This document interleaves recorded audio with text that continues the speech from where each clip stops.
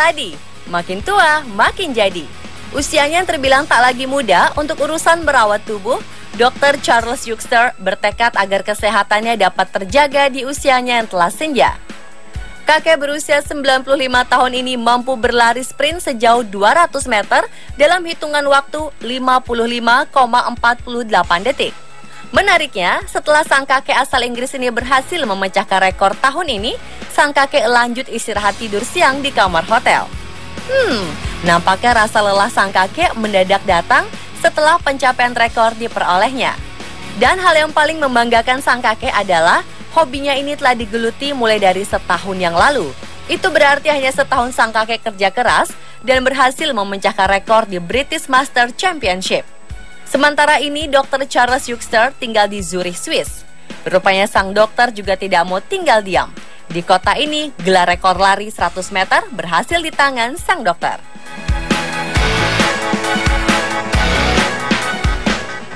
There's a picture on my kitchen wall, looks like Jesus and his friends involved. Keberadaan kelompok suku anak dalam atau orang rimba yang mendiami Taman Nasional Bukit 12 Provinsi Jambi kini tengah terancam.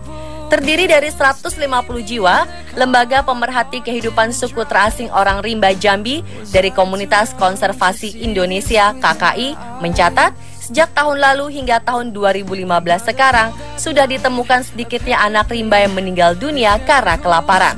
Saat ini diyakini nyaris tidak ada sumber bahan pangan yang tersedia bagi suku anak dalam.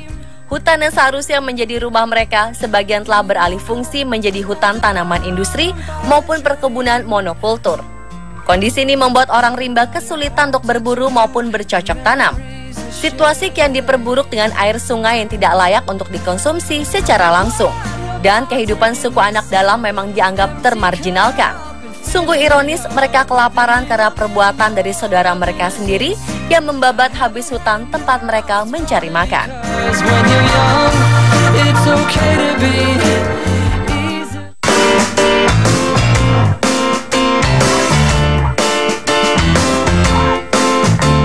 Kabar unik singgah di Sleman, Yogyakarta.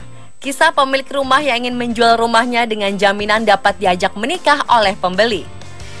Beginilah suasana rumah seluas 527 meter persegi dengan luas bangunan 130 meter persegi yang ditawarkan Winalia, seorang single parents, berparas cantik yang tinggal di desa Taman Martani, Kecamatan Kalasan, Kabupaten Sleman, Yogyakarta. Iklan penjualan rumah dengan 2 kamar tidur dan kamar mandi dalam ini sekaligus rela diajak nikah pembeli jika cocok dan berminat, maka pembeli bisa bernego oleh pemilik rumah.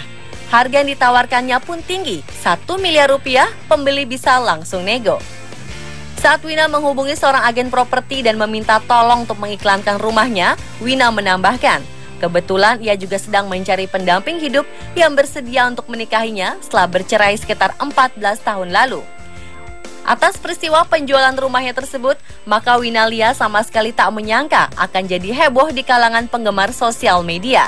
Bahkan sudah menjadi trending topik dunia. Dan hingga kini rumahnya pun belum juga ada pembelinya.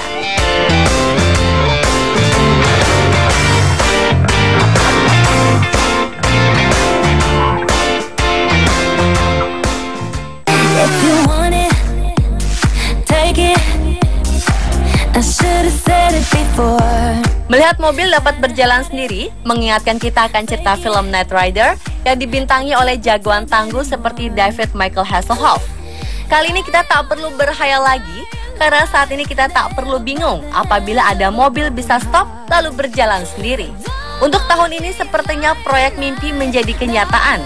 Teknologi yang akan dikembangkan di sini adalah sistem autopilot, di mana program ini jauh lebih fun dan lights. Dan hadirnya teknologi mobil bisa berjalan sendiri atau bisa disebut autopilot dapat mengurangi risiko kecelakaan lalu lintas.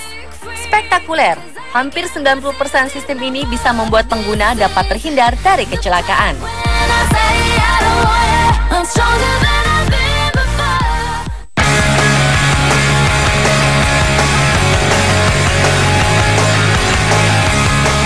Main sepeda termasuk salah satu olahraga menguras keringat saat orang memainkannya.